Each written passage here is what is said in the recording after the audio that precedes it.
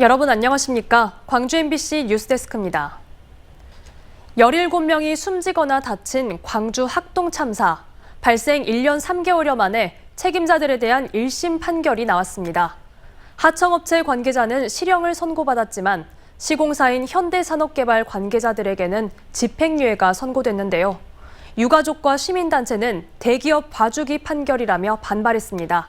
우종훈 기자의 보도입니다. 철거 건물이 무너져 시내버스에 타고 있던 17명의 무고한 시민이 숨지거나 다친 광주 학동 참사. 학동 참사가 발생한 지 1년 3개월 만에 1심 재판부의 판단이 나왔습니다. 재판부는 하청업체 관계자와 감리자는 징역 1년 6개월에서 3년 6개월에 실형을 선고한 반면 학동 4구역 재개발 공사를 맡은 현대산업개발 현장 소장 서모 씨, 공무부장 노모 씨, 안전부장 김모 씨에겐 최대 3년의 집행유예를 선고했습니다. 또 시공사 현대산업개발에는 2천만 원의 벌금형을 부과했습니다. 한 말씀 해주세요. 죄송합니다. 재판부는 해체 계획서대로 공사가 이루어지는지 현대산업개발이 안전성 검사를 했어야 한다는 점은 인정했지만 계획서와 다른 장비로 철거하고 건물 내부에 흙더미를 쌓으면서도 보강 조치를 하지 않은 책임은 하청업체 관계자들에 한해서만 인정했습니다.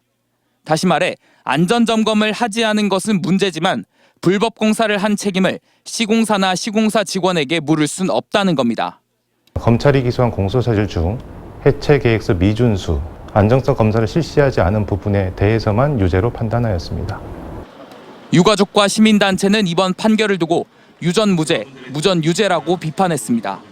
SNS 대화방을 만들어 불법 공사를 공모한 현대산업개발 현장 소장 등의 집행유예가 선고된 건 참사의 몸통인 현대산업개발에 대한 봐주기라는 겁니다.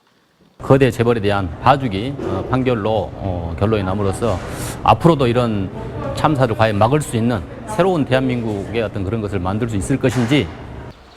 광주지법 박현수 부장판사는 판결문을 통해 반복되는 대형 참사에도 이를 막을 법적 안전장치가 작동하지 않아 학동 참사가 발생했다고 밝혔지만 유가족과 시민단체는 그 책임에서 대기업인 현대산업개발만 제외되는 이유가 무엇이냐고 묻고 있습니다.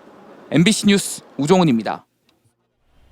유통 대기업들이 앞다퉈 광주 복합쇼핑몰 사업에 뛰어들겠다고 나선 가운데 광주시가 관련 구상안을 공식적으로 밝혔습니다. 복합쇼핑몰에 대한 원칙과 추진 절차 등이 공개되면서 유통 대기업들의 입점 경쟁이 한층 속도를 낼 전망입니다. 보도에 송정근 기자입니다. 광주시가 민간 사업자들의 복합쇼핑몰 사업 제안 접수를 공식화했습니다. 신속하게 최고 수준의 복합쇼핑몰을 만들겠다는 원칙도 다시 한번 분명히 했습니다. 이미 밝혔던 3대 원칙, 최고 수준의 민간 투자, 상생과 연결을 위한 국가 지원, 시의 신속 투명한 행정 지원을 준수해서 추진해 나가겠습니다. 민간 사업자로부터 사업 제안서를 제출받으면 사업 제안 내용을 시민들에게 공개하고 자치구와 함께 구성할 예정인 신활력 행정협의체에서 사업 계획의 적부 여부를 판단한 뒤 법적 요건과 행정 기술적 사항을 검토합니다.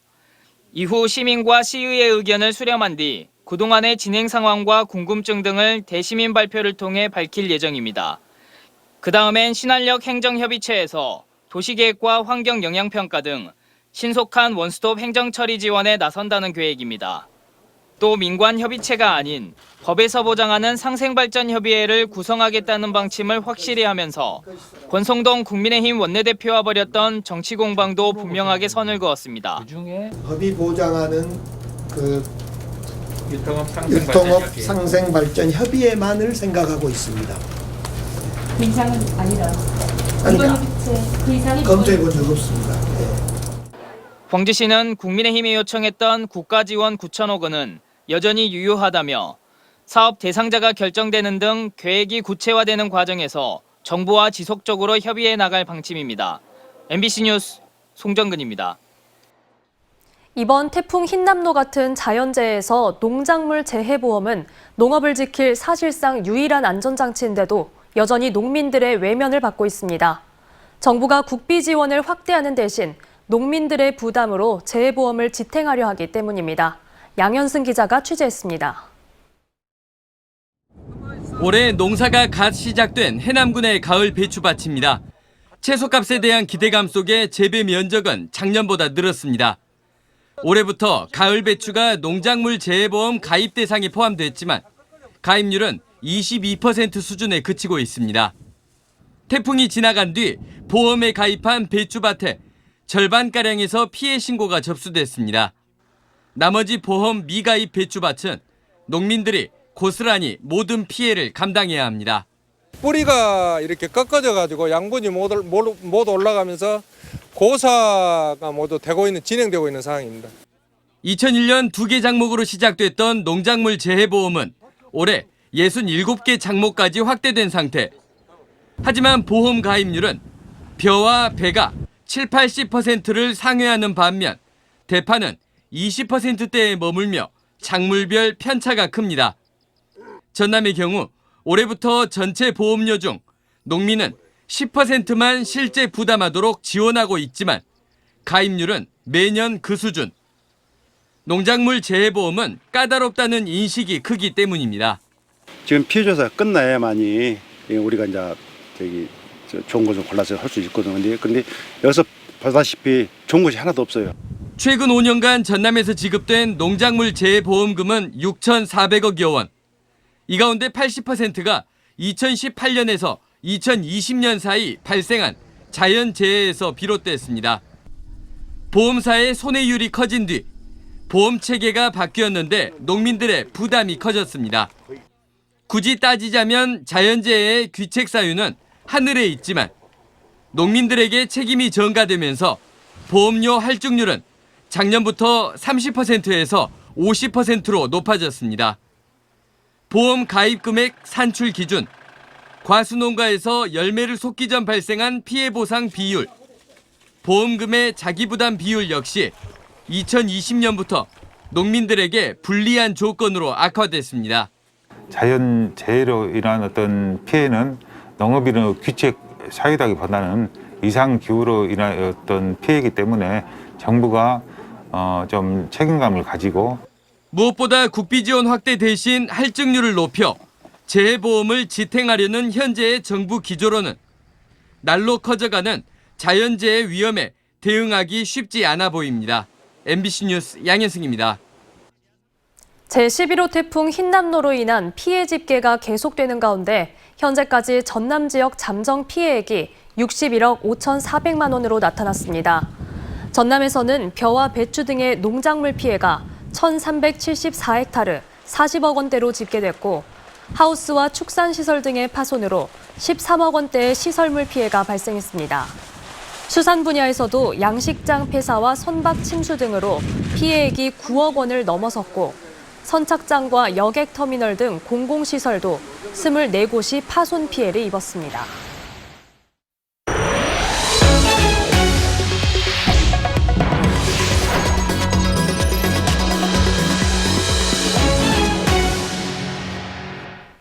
대형 공사로 인한 피해를 호소하는 민원이 잇따르고 있습니다.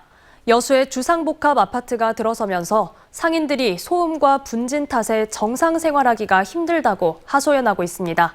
김단비 기자가 취재했습니다.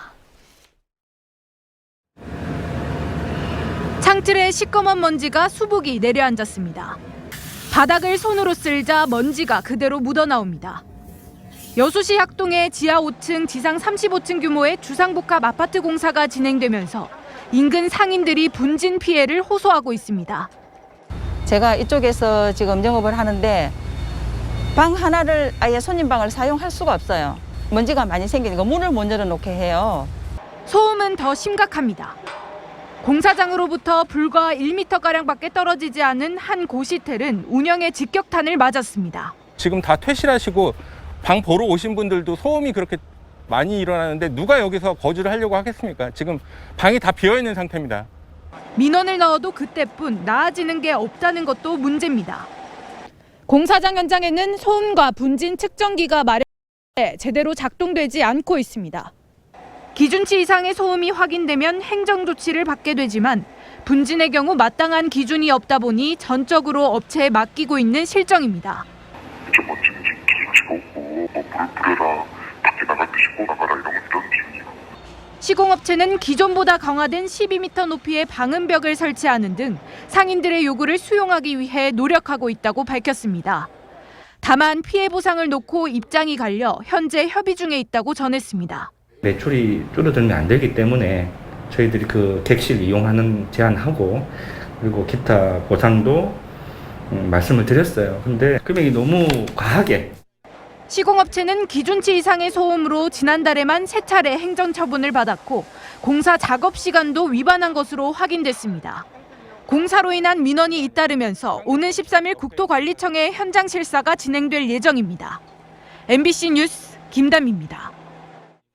어제 오후 1시 20분쯤 광주 북구 양산동 한 삼거리에서 신호대기 중이던 승합차 위로 교통안내 표지판이 떨어지는 사고가 났습니다. 이 사고로 차량 지붕이 파손되면서 40대 운전자가 오른쪽 팔에 찰과상을 입었습니다. 소방당국은 교통안내 표지판의 연결 장치가 태풍에 의해 약해져 추락한 게 아닌가 보고 정확한 사고 경위를 파악하고 있습니다.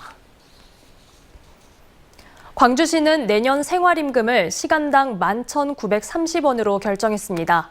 내년 생활임금은 올해 1,920원과 비교해 9.2% 인상된 금액으로 확정됐습니다. 생활임금 산정은 최저 생계비와 물가 수준을 고려해 생활임금위원회 심의를 거쳐 최종 결정된 것으로 내년 1월부터 광주시와 공사공단 등의 소속 근로자에게 일제히 적용됩니다. 광주 전남 지역 자치단체가 태풍 흰남노 피해를 입은 영남 지역에 온정의 손길을 보내기로 했습니다. 강기정 광주시장은 기자간담회에서 이번 태풍으로 인명피해를 입은 포항시 등 영남 지역의 아픔을 나누기 위해 자원봉사자 80여 명을 현장에 지원하기로 했다고 밝혔습니다. 김영록 전라남도지사도 경북 지역에 세탁차 2대와 밥차 1대를 우선 지원하고 자원봉사자와 의용소방대 130여 명을 최대한 서둘러 보내기로 했다고 발표했습니다. 올여름 6월 말부터 7월 초 사이 광주 전남은 기상관측 이래 가장 무더웠던 것으로 나타났습니다. 광주지방기상청은 올해 6월에서 8월 여름 동안 광주 전남 평균 기온은 평년보다 1도 높았다고 밝혔습니다.